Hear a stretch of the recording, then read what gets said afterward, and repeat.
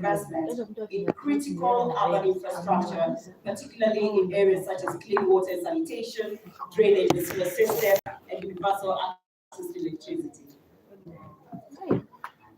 Thank you very much.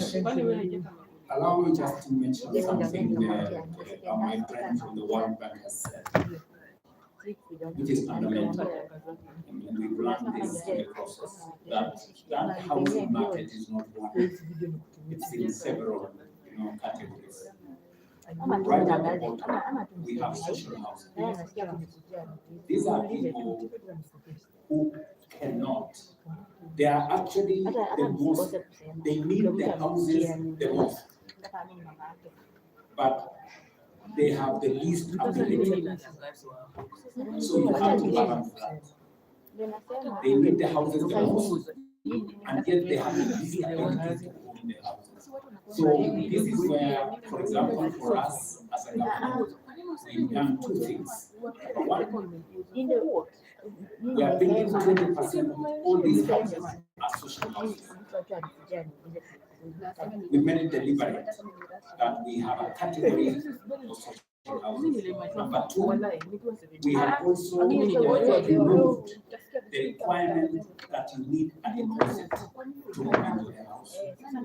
Because sometimes if you introduce a deposit, it becomes very difficult for people in that category to access the houses.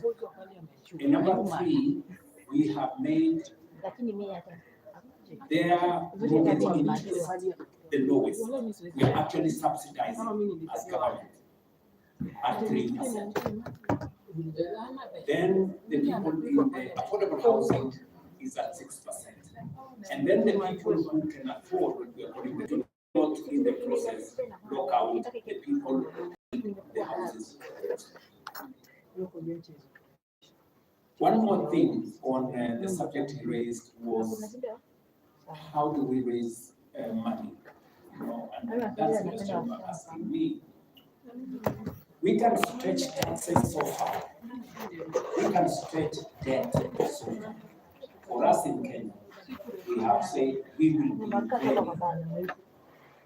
very careful on matters to do with stretching taxes or stretching debt, because both have consequences. And therefore, it requires government to think, outside the box and become more innovative, how do we leverage on instruments that can be used for the development of a nation that limits or that reduces our exposure to debt or pushing citizens. And we have discovered some of it. We have assets that we can deploy in a better way. Let me give you an example. You just mentioned there about we are using what we call the sports, which is a fund that has been there. Now I think please don't get watu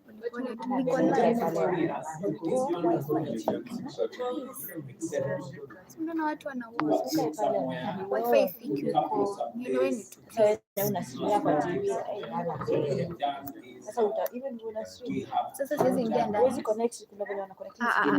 Mwisho nitapigwa copyright. No need.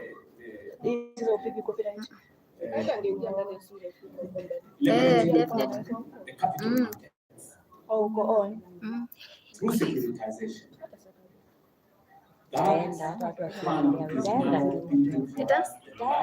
Sishaenda already, kuna watu wanawatch. Nataka kuenda pia hii nyingine zote mbili.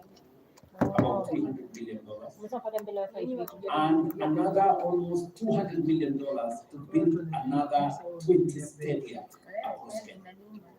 Because sports, Kenya is a continuation.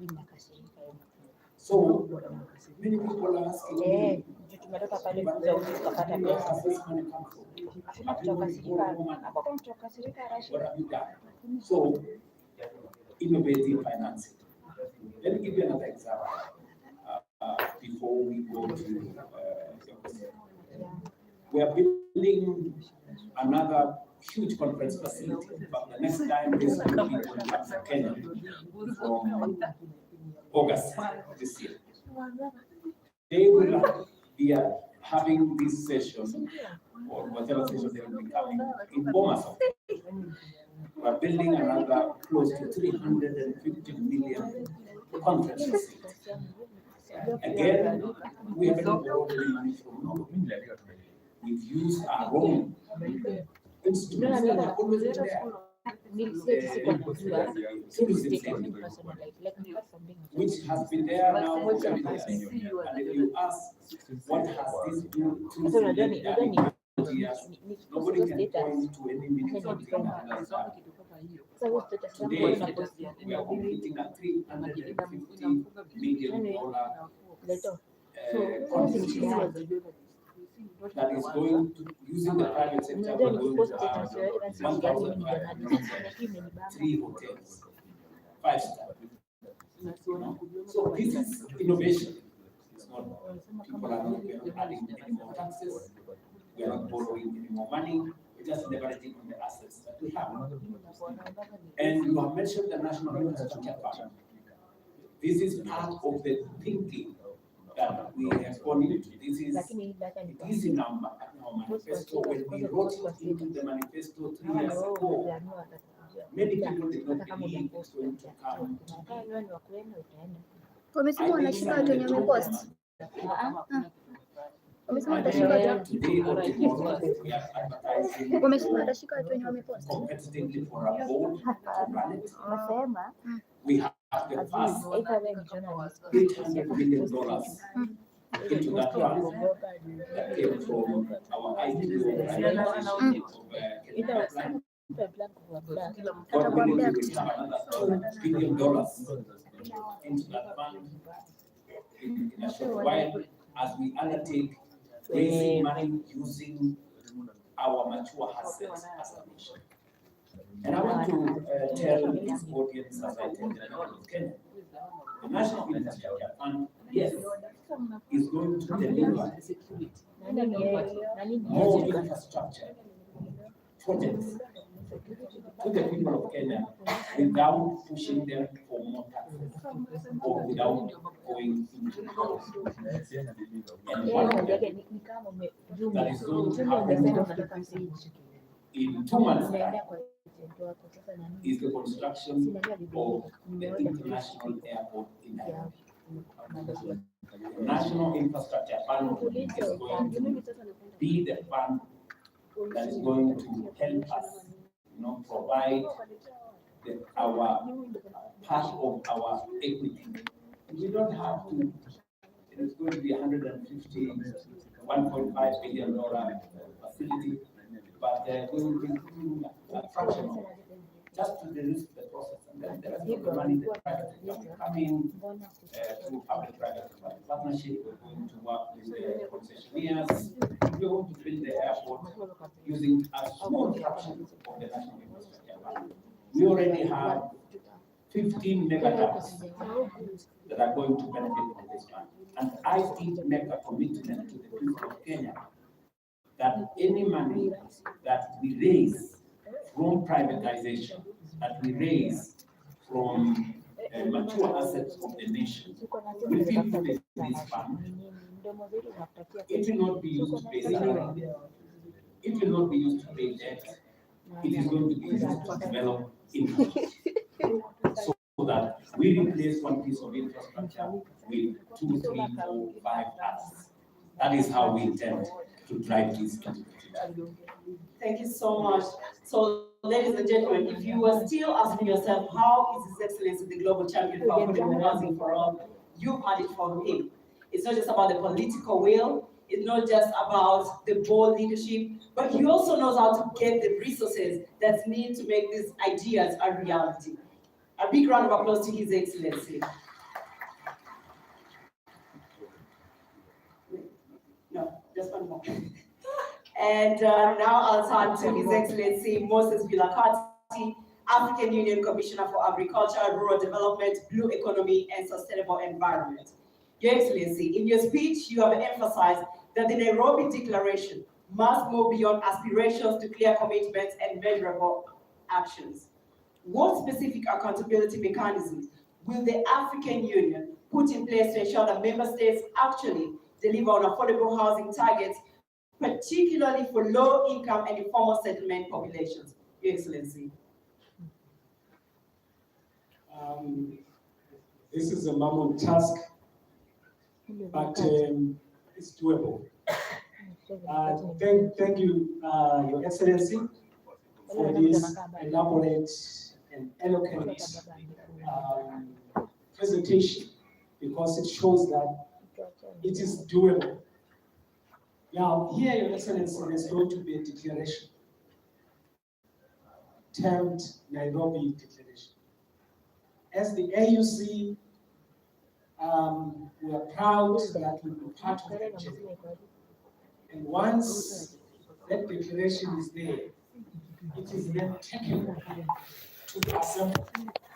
I can assure you, Your Excellency, that in February next year, it will be there, so that heads of states and government can then endorse it for implementation. Because our process always starts from there. Heads of states, governments have seen the document, they've looked at it, they edit it, they delete certain things, they add other things, because that is how it's supposed to be. And then after that, then we unpack it to come up with what are called action plans that obtained from the declaration. So that's why it is very key that we have things that can be actionable for purposes of moving forward. Now, then once we have those action plans, the member states then adopt it, they take it forward, they take some of these ideas that are coming from here and start saying, what is it that we can do? How I wish His Excellency the President would then address these member states to say, this is how I've done it. This is how I've changed slums. As the champion, I think we'll have to try and see how he comes into that program so that he can be able to elaborate. Because hearing from somebody who has done it is like seeing, and I'm sure other countries can then take it from there. So that is then the actionable plans. Once we have those actionable plans, then now they are assimilated and taken over by the member states. So every 2 years, this forum meets. That is where then we come up with what we term biennial reviews. Because now we have to say, this is where we were. Where are you in as far as this process of ensuring that we no longer have slums? We have resilient infrastructure. We have got water for our cities. So that is what the AUC is good at, because the AUC has a convening power which can bring all of these under one roof. But there's one thing. Heads of states, including His Excellency, taught us here, you cannot force us. We just have to make sure that we take it forward so that each member state can decide. But then with the biennial review, you are then able to measure and assess who is able to move forward, who can do it. But the second aspect is the one related to financing. But it's exciting with what His Excellency is coming up with. Use your own resources. Gone are the days when we'll be looking outside of our borders due to the geopolitics that is obtaining, and I like this model that is applied, because now we can talk about financing from internal resources, because they are there, pension funds, in whatever, in financial institutions, in the private sector, to make sure that we can move forward. Those are some of the things that we'll then be able to measure so that we can start seeing who is moving forward and who is not moving forward. We usually then come up with awards so that as the countries exchange ideas, we now look at those who are moving even better, including the cities. Those are some of the things that we now need into the review mechanism so that countries are accountable. I present to Excellency. Thank you so much, Your Excellency. Mr. President, I feel like more work is being added to you to continue being a continental voice and champion, and also showcase Kenya's model to other member states so that they can learn from the great work that you're doing here in the country. Your Excellency, my next question is actually my favorite question, I'm being very honest with you. You have been a strong champion for youth inclusion and consistently advocated for the meaningful participation of young people across your administration. Today we have young people in this room and many joining us virtually. What urban future must we build for our young people, and what role must they play in shaping it?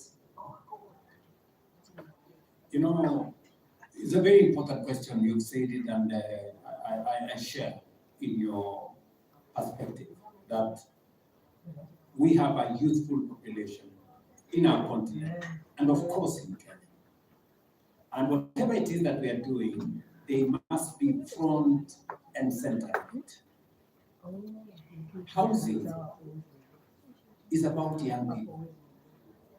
The people coming to work in these housing projects, I can tell you, 70% are young people. I told you in January, we had a meeting with graduates from our universities and our students, young people beaming with, energy and hope. And we brought them into the equation as interns. And I remember when I was talking to them, I was telling them, ordinarily when you go for internship, you pay for it in some areas. But this time around, government is going to pay you to be an intern. And I also told them, this internship could actually become an interview, depending on how you display your capabilities. There were 6,000 graduates from universities, from TVETs. You know, how this is going to turn into a job for you, because we have onboarded how many consulting firms, my friend, consulting firms? Over 350 consulting firms in our housing ecosystem. And these are opportunities for working with these consultants. If you're good, you will finally be absorbed in these consulting firms. So it's about young people and opportunities. Secondly, I've had occasion to go hand over keys to beneficiaries of affordable housing. You can never believe the faces of young graduates, people who got in a job a year or two ago, and they get a key to own a home. It's just life-changing, So this is about young people, their careers, their future, being able to lead, to move from, an informal settlement into a home that you will own. And we are also making it easier for young people to own these houses. In fact, we will be going back to Parliament to fine-tune the law so that we can reduce the bar for young people to own houses. So this is a whole of society approach. Finally, let me say this, as a leader and as a policymaker, it carries a lot of momentum if the people come along, if the people understand. So even as we make the case, I'm very happy that it may have been difficult initially, but today I will give you 2 examples. A week ago,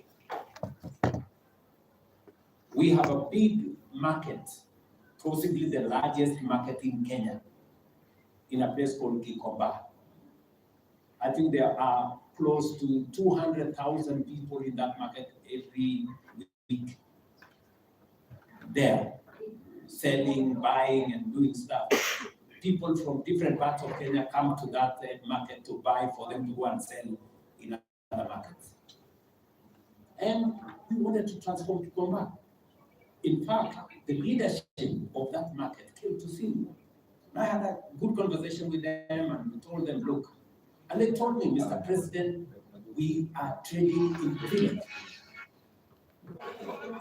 If it rains, you have to put on gumboots. If it rains, nobody shows up because nobody wants to come into a place where the river has overflown, come with sewage, and flooded the trading space. So, first things first, we said we're going to fix the river. Then when I had a conversation with them, I told them we're going to fix the market because it's an informal market. So we did the designs, we worked with the county government, we worked with the leadership of the market, and they told us we're ready to move. We're going to leave this space for you to build for us. Voluntarily. Yeah. When the traders moved, entrepreneurs, people who are looking for money, moved in and said, oh no, we are the owners of this place, We told them, no, we know who the traders are, and they're out. So, you cannot believe this. So some people chasing popularity went and had a big meeting to say, oh, the government, why does the government want to remove these people? Blah, blah, blah. The traders themselves told those people, we decided that we're going to move because we want a modern market to be built for us. And by the way, we're going to build that market in a record 6 months. We will have a 3-floor market in that place. And those traders believe us because we have done it elsewhere. They have seen us build markets. And they believe us because we are redeeming them from filth and dirt and sewer. But those fellows who went there to try and tell them not to move, they don't even buy anything from that Kikomba. They go to Yaya Center. When they finish the meeting, they will not go and buy nothing from there. They will go to Yaya Center, they will go to Sarit Center, they will go to the modern markets, but they want these people to continue trading in field. How stupid can that be? So that's just an example of how citizens can be part of the transformation. They are the ones saying, no, we want the market built. We are the traders here, we are moving out to give room for government to do the market for us. I'll give you another example. Yesterday, in Nairobi, in Kibra, citizens, we did the first phase of the first 4,000 housing units.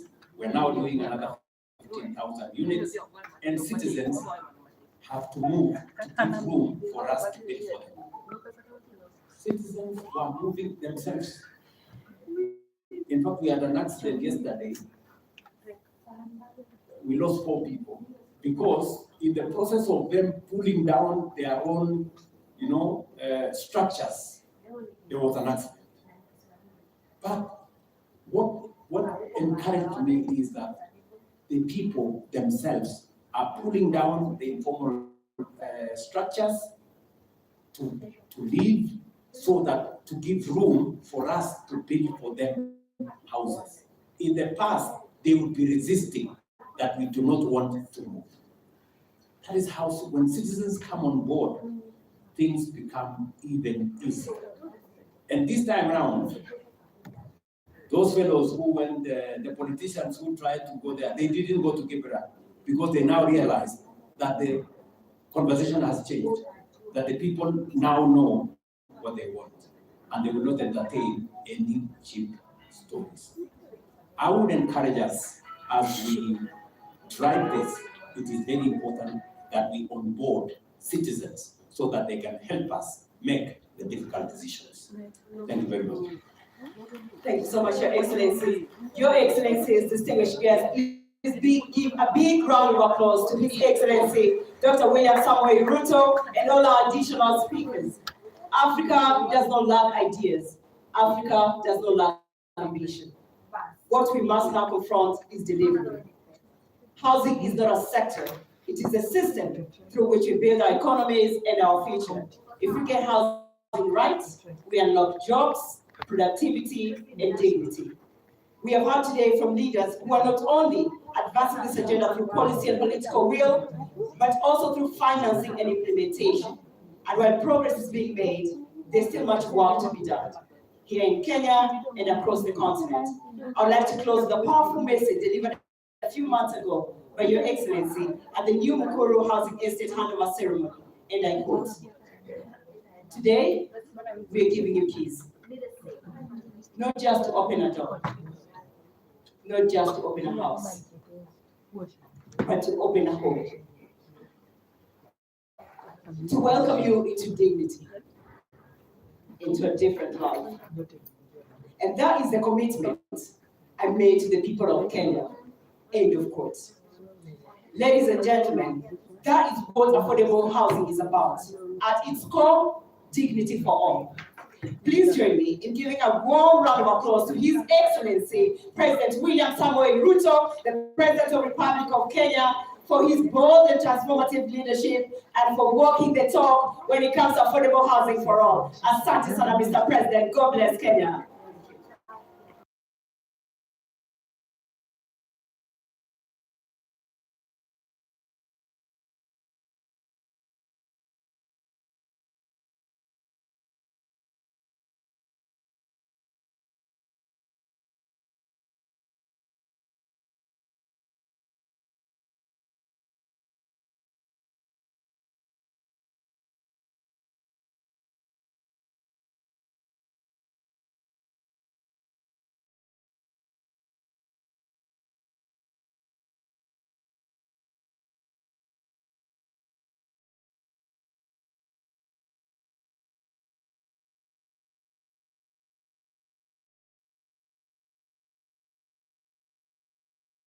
Your Excellency, so that you don't sit and come back, allow me to have you on stage.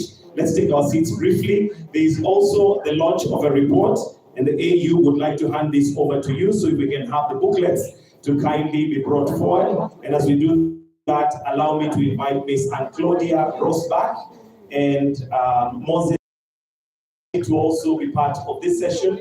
We can kindly have the booklets for AU to hand over to His Excellency the President before we proceed for a photo. The photo will be taken to my left, which is your right, shortly after this have been handed over. So allow me to also invite Moses Vilkati to also join in this as we hand over the booklets to His Excellency. A round of applause for the report.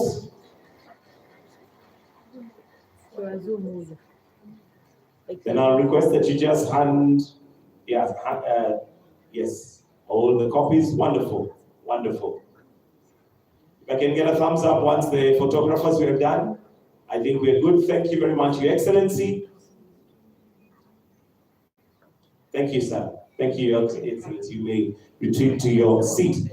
I'll now request that we all be upstanding. We're going to wind up with a prayer, and the prayer is the national anthem. After which, we're going to have a photo session, and it's one photo which will be taken right there. Only ministers and heads of delegation, kindly, and the rest of us will remain in our positions. For now, the national anthem.